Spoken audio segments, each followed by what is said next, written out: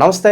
ప్రస్తుతం మన స్టూడియోలో ప్రముఖ ఐకాన్ ఆస్ట్రాలజర్ గట్టుపల్లి సురేష్ బాబు గారు ఉన్నారు. గురుగారితో మాట్లాడేద్దాం. నమస్కారం గురుగారు. జై శ్రీమన్నారాయణ. గురుగారు, జ్యేష్ఠ మాసం ఏరువాక పౌర్ణమికి ఎంతో ప్రత్యేకత ఉంది. ప్రత్యేకంగా ఈ రోజుని రైతులు కావచ్చు, ఆర్థిక కష్టాలు ఉన్న వాళ్ళు కావచ్చు, వైవాహిక జీవితంలో కొంత సమస్యలు ఎదుర్కొంటున్న వాళ్ళు కావచ్చు, ఈ రోజుని ఎలా వినియోగించుకోవాలి గురుగారు? అయితే మనకి ముఖ్యంగా ఈ 2025 సంవత్సరం జూన్ మాసంలో వచ్చేటువంటి పౌర్ణమి ఏదైతే ఉందో మనకి 12వ తారీఖున పౌర్ణమి వస్తుంది. అంటే మనకి 11వ తారీఖునే పౌర్ణమి ఉంది, కానీ మనకి సూర్యోదయానికి చేసేటువంటిది పౌర్ణమి చూస్తాం. కాబట్టి ఇంకోటి ఏంటంటే 12వ తారీఖున మనకి పౌర్ణమి నిండుగా ఉంది కాబట్టి 12వ తారీఖునే పౌర్ణమి చేసుకోవడం జరుగుతూ ఉంది. 11వ తారీఖు చేసుకునే వాళ్ళు ఎవరైనా ఉంటే చేసుకోవచ్చు. ముఖ్యంగా అయితే ఇది. అయితే మనకి 12వ తారీఖు ఉదయం బ్రాహ్మీ ముహూర్తం నుంచి అంటే 3:20 నుంచి అంతా కూడా సానుకూలంగానే ఉంటుంది. 7:20 వరకు పూజలు లాంటివి ఏదైనా చేసుకునే వాళ్ళు ఉంటే చేసుకోవచ్చు ఈ సమయంలో. ఇది ముఖ్యం. ఏరువాక పౌర్ణమి అంటే అసలు ఏరువాక అనేది ఏంటి అంటే మీకు ఒక పాట గుర్తొస్తుందా? పాట ఉంటుంది, ఏరువాక సాగాలి రన్నో చిన్ననే. అంటే అసలు ఏరువాక అంటే ఏమిటి? ఏరువాక అంటే మనకి వర్షాలు పడతాయి. ఋతువులు అనేది మనకి ఈశాన్య ఋతుపవనాలు వచ్చేసి వర్షాలు పడతాయి, కొత్త నీరు అంటారు. ఈ కొత్త నీరు వచ్చేసి పంటలు పండేందుకు, భూములు సకాలంగా ఉండేందుకు, సాగు చేసుకునేందుకు ఉంటాయి భూములు. ఆ భూములు సాగు చేసుకుని వర్షపు నీటికి భూములు తడిచి ఉంటాయి. ఈ తడుచున్న దానికి అరక దున్నాలి.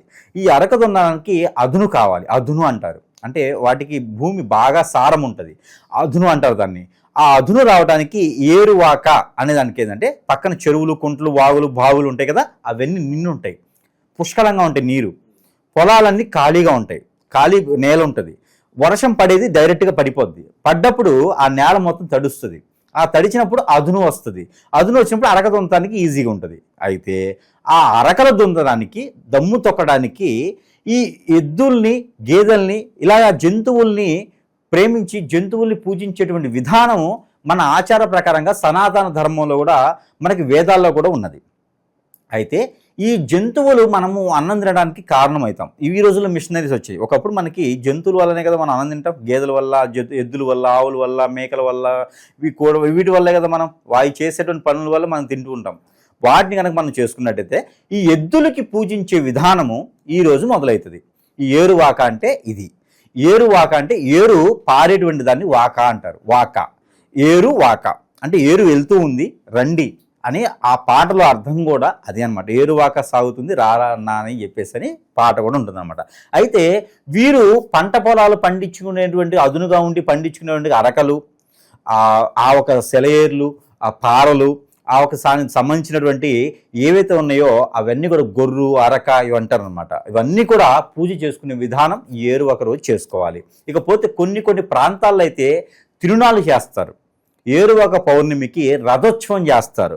లక్ష్మీ నరసింహస్వామి వారికి రథోత్సవము, అలానే పూరి జగన్నాథ స్వామి వారికి రథోత్సవం ఇవన్నీ కూడా మొదలవుతాయి. రథోత్సవాలు మొదలవుతాయి అనమాట.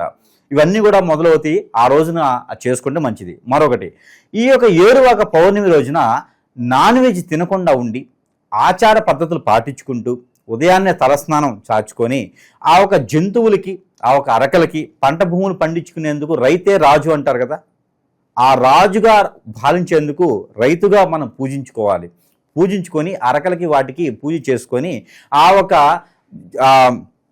పంట భూములకి కొబ్బరికాయ కొట్టుకొని ఆ పంట భూముల్లో కొన్ని రకాలు చేయాలి. అవి ఏంటంటే నరదిష్టి, నరఘోష రాకుండా, అంటే ముందు రైతుల గురించి మనం మాట్లాడుకోవాలి కదా.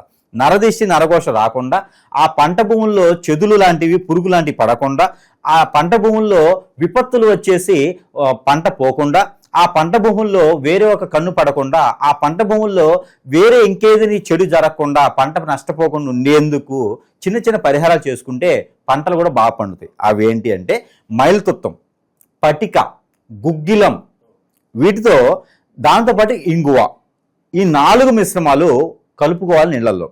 కలుపుకొని తెల్ల ఆవాలు కూడా కలుపుకోవచ్చు. తెల్ల ఆవాలు ఇవన్నీ కూడా కలుపుకోవాలి. పంచమిశ్రమం, ఈ పంచమిశ్రమం కలుపుకోవాలి నీళ్ళల్లో. ఈ నీళ్ళలో పంచమిశ్రమం కలుపుకొని వారి పంట భూమి 10 ఎకరాలు ఉన్నాయి, 100 ఎకరాలు ఉన్నాయి, ఎకరం ఉన్నాయి, ఎంతన్నా ఉన్నాయి, వారి ఒడ్లు మీద గట్లు ఉంటాయి కదా, పంటకి సరిహద్దు గట్లు ఉంటాయి. ఆ గట్లు లోపల పక్కన కనుక చల్లుకోవాలి. ముందు చల్లుకున్న తర్వాత అందులో ఉన్నటువంటి నెగిటివిటీ అంతా పోతుంది.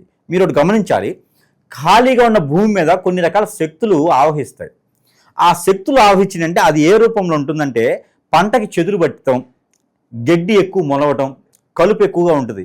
ఆ పంట ఎదుగుదల లేకపోవటం, ఎదుగుదల వచ్చినప్పుడు ఏదో ఒక రకమైనటువంటి సునామీ లాంటివి వచ్చేసి పంట భూమి వెళ్ళిపోవటం, వారికి నోటి దగ్గర వచ్చిన పంట వెళ్ళిపోవటం. చాలామంది మనం చూస్తూ ఉంటే ధాన్యం పండుతుంది, పండిన ధాన్యం వద్ద పాలవుతూ ఉంటుంది, నష్టపోయామండి అని చెప్తారు. అలాంటి జరగకుండా ఉండేందుకు ఈ 5 మిశ్రమాలు కలిపి ఆ నీటిని ఆ పంట భూమి మొత్తం చల్లిన తర్వాత అప్పుడు అరక దున్నుకోవాలి. అది కూడా ఏరువాక రోజున మొదలు పెట్టుకోవాలి. మరొకటి, ఏరువాక రోజున పొలం దున్నడం కానీ పొలానికి సంబంధించిన పనులు కానీ మొదలుపెట్టినట్టయితే అది వారికే కాదు మరో ఎంతో మందికి ఆహారం పెట్టేటువంటి రాజు అవుతాడు. రైతు రాజు అప్పుడు అవుతారు. అందుకని వారి స్థితిగతుల ప్రకారంగా పంట భూములు పండించేందు వరకు దానికి సంబంధించిన మిషనరీస్ ఏమి ఉన్నాయో, ట్రాక్టర్స్ కావచ్చు, ఇంకే వగేరా మిషనరీస్ ఏమి ఉన్నాయో వాటన్నిటికి కూడా పూజించుకునేటువంటి విధానం ఈ ఏరువాక పౌర్ణమి రోజున చేయాలి. పంట భూమికి సంబంధించిన ప్రతి ఒక్కటి గెడ్డపార, పలుకుతో, పారతో, ప్రతి దానితో కూడా కొలుచుకోవాలి. లిక్కి, కొడవలి ప్రతి దాన్ని పూజించుకోవాలి.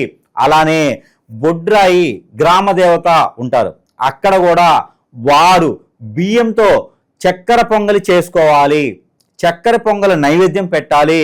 అలానే వారి ఇంట్లో ఇద్దరికి కూడా నైవేద్యం పెట్టాలి. అలానే ఉదయించే సూర్యునికి ఆ రోజు ఆరాధించిన వారైతే ఖచ్చితంగా రైతు రాజు అవుతారు. ఉదయించే సూర్యునికి గోధుమలతో చేసినటువంటి ఏదైనా సరే తీపి పదార్థం పెట్టడం ద్వారా మంచి జరుగుతుంది. ఏరువాక పౌర్ణమి రోజు మరొక ప్రత్యేకత ఉంది. అలానే రైతు ఒక్కడే కాదు, ఆర్థిక స్థితిగతులు ఉన్నవారు, ఆరోగ్యం బాలేని వారు, ఆస్తమా ప్రాబ్లం ఉన్నవారు, సైనస్ ప్రాబ్లం ఉన్నవారు, అలానే థైరాయిడ్ ప్రాబ్లం, గ్రంథుల ప్రాబ్లం ఉన్నవారు ఈ యొక్క పౌర్ణమికి గనక పారేటువంటి కాలువలు, చెరువులు, కుట్టలు, అలానే కోనేర్లు, సెలయేర్లు, బ్రహ్మగుండాలు, సముద్రాలు ఇలాంటి వాటిలో స్నానం ఆచరించి అక్కడ 1 కిలోంపావు బియ్యము, ఒక రాగి కాయిను, ఒక వెండి కాయిను, అక్కడ బియ్యము, వెండి కాయిన్, రాగి కాయిన్తో కలిపి అక్కడ ఒక తెల్లని వస్త్రంలో కట్టేసి గనక అన్ని దోషాలు పటాపంచలైపోవాలి అనుకొని వారు ఎక్కడైతే స్నానం ఆచరిస్తారో ఆ స్నానంలో కనుక వదిలివేసినట్టయితే ఖచ్చితంగా వీరికి రానున్నటువంటి 3 మాసాల్లో పంట భూములు బాగుంటాయి, వీరి ఆస్తులు బాగుంటాయి, ఆరోగ్య స్థితిగతులు బాగుంటాయి, అన్ని రకాలు బాగుంటాయి. కాబట్టి ఈ పౌర్ణమికి ఏదైనా బ్రాహ్మణోత్తమునికి 1 కిలోంపావు బియ్యము, కిలోంపావు నెయ్యి, ఆవు నెయ్యి అయినా గేదె నెయ్యి అయినా, కిలోంపావు నెయ్యి, 1 కిలోంపావు బియ్యము, 1 కిలోంపావు బెల్లము, 1 కిలోంపావు పంచదార లేదా బెల్లం ఏదైనా సరే మిశ్రమం వారికి దానం ఇవ్వడం. మోదుగు ఆకులతో ఈ దానం ఇవ్వాలి, లేదా బాదం ఆకుల్లో పెట్టి దానం ఇవ్వాలి. దానం ఇచ్చిన రోజున ఈ రైతులైతే మరీ మంచిది, దానం ఇచ్చే రోజున బ్రాహ్మణోత్తమునికి కాలికి నమస్కారం చేయకూడదు. ఇది పక్క గుర్తుపెట్టుకోవాలి. ఇలా దానం ఇవ్వాలి. దానం ఇచ్చిన రోజున ఆ పౌర్ణమి రోజున కొంతమేర పాస్టింగ్ ఉండడం కూడా చాలా మంచిది. ఈ పాస్టింగ్ ఉండేసి జంతువుల్ని ప్రేమించేవారు పూజించుకొని ఇలా పంట భూములు చేసుకుంటే ఏరువాక పౌర్ణమికి ఒక అర్థం, పరమార్థం. రాను 2 మాసాల్లో ఆ పంట భూములు ఇంటికి వచ్చేందుకు ఆస్కారం ఉంటుంది. కాబట్టి ఇలాంటి ప్రయత్నాలు చేసి రైతే రాజు అనే నినాదాన్ని ఈ యొక్క భారతదేశం మొత్తం కూడా మొరుమోగిపోవాలి. ప్రతి ఒక్కరు పంట భూమి మీద బాగుండాలి, రైతు బాగుండాలి. కాబట్టి ఏరువాక పౌర్ణమి రైతుగా కోల్చుకోకుండా ప్రతి ఒక్కరు కూడా చేసుకోవచ్చు. కాబట్టి ఈ మేర ప్రయత్నం చేయాలి. మరొకటి ఉంది, ఏరువాక పౌర్ణమి రోజున పెళ్లి అయి పిల్లలు పుట్టినటువంటి వారు ఎవరైనా ఉంటే, పెళ్లి అయిన వారు మాత్రమే, వారికి పిల్లలు పుట్టకపోతే వారు చేయవలసింది ఏంటంటే పాలలో తేనె, కుంకుమ పువ్వు ఇలాగ మనకి 3 మిశ్రమాలు కలిపి ఉదయించేటువంటి చంద్ర భగవాన్ యొక్క కిరణాలు అవి ఎప్పుడంటే సాయంత్రం 6 గంటల 5 నిమిషాల తర్వాత 7 గంటల 40 నిమిషాల రూపు వచ్చేటువంటి కిరణాలు మాత్రమే, ఆ 7 గంటల 40 నిమిషాలు వచ్చే కిరణాలు మాత్రమే ఆ ఒక పాల మీద చూపించాలి. వెండి గ్లాస్ అయితే మంచిది, లేదా మట్టి గ్లాసులు అయినా పర్వాలా, స్టీల్ది వాడకూడదు. వెండి లేదా మట్టి గ్లాసులు అయినా సరే ఆ పాలుంచి వాటిలో నెయ్యి, వాటిలో తేనె, వాటిలో కుంకుమ పువ్వు వేసినటువంటి పాలల్లో ఆ చంద్రకిరణాలు పడిన తర్వాత భార్య భర్త ఇద్దరు కూడా సేవించాలి ఒకటే పాలు. ఆ ఇద్దరు కూడా సేవించినట్టయితే రానున్నటువంటి కాలంలో అయితే ఖచ్చితంగా పిల్లలు పుట్టేదానికి ఆస్కారం కూడా ఉంటుంది. చూసారా, ఏరువాక పౌర్ణమికి ఇన్ని రకాల ప్రయోజనాలు, ఇన్ని రకాల ప్రతిఫలాలు, ఇన్ని రకాల గ్రహరీత్య దోషాలు కూడా తీర్చుకోవచ్చు, అదృష్టవంతులు కూడా అవ్వచ్చు. అంటే ఏరువాక పౌర్ణమి అంత గొప్పది. అందుకని ఏరువాక పౌర్ణమికి శివాలయంలో కొన్ని ప్రాంతాల్లో అయితే అభిషేకం చేస్తారు. ఇంకొకటి ఉంది, ఏరువాక పౌర్ణమికి ప్రతి ఒక్కరు చేయగలిగినటువంటి రెమెడీ. శివాలయంలో మనకి జొన్నలను ఉంటాయి. జొన్నలు అంటే ఐడియా ఉంది కదా మీకు, పచ్చ జొన్నలు, తెల్ల జొన్నలు అంటారు. ఆ జొన్నలు తీసుకొని పేలాలు చేయాలి, జొన్న పేలాలు అంటారు. ఆ పేలాలతో మనము బెల్లం వేసి తొక్కాలి, పేలాలను చేసి ఆ పేలాన్ని తొక్కితే అది మనకి పేలాల పొడి అయింది. పొట్ల పొడి అంటారు, పేలాల పొడి అంటారు దాన్ని. ఆ పేలాలతో పొడి చేసినటువంటి దాన్ని శివాలయంలో అది నైవేద్యం పెట్టాలి. శివభగవానుడికి పేలాల పొడి అంటే చాలా ఇష్టం. అది నైవేద్యం పెడితే కృష్ణుడికి కుచేరుడు ఎలానో మనం అందరం కూడా శివ భగవానుడికి అలా భక్తులైపోతాం. అక్కడ శివాలయంలో ఆ ఒక పేలాల పొడి ఏదైతే నైవేద్యం పెడతామో ఆ నైవేద్యం పెట్టి ఇంటికి వెళ్ళే లోపే మన ఇంట్లో ఆస్తులు వచ్చేస్తాయి, తగాదాలు తీరిపోతాయి, గొడవలు అన్ని పోతాయి. అంటే ఈ యొక్క ఏరువాక పౌర్ణమికి ఇది కూడా చేస్తే చాలా మంచిది. అంటే మీకు అర్థం కాలేదు, పేలాలు ఉంటాయి, జొన్న పేలాలు అంటారు. వాటిని మిక్సీ కొట్టుకుంటే పౌడర్ అయింది. ఆ మిక్సీ కొట్టేటప్పుడు 2 ఇలాచీలు అలానే పట్టి బెల్లం కానీ వేస్తే అది పేలాల పిండి అవుతుంది. అది నైవేద్యం పెట్టాలి. అది శివాలయంలో నైవేద్యం పెడితే చాలా మంచిది. అది చేస్తే ఇది సరిపోతుంది.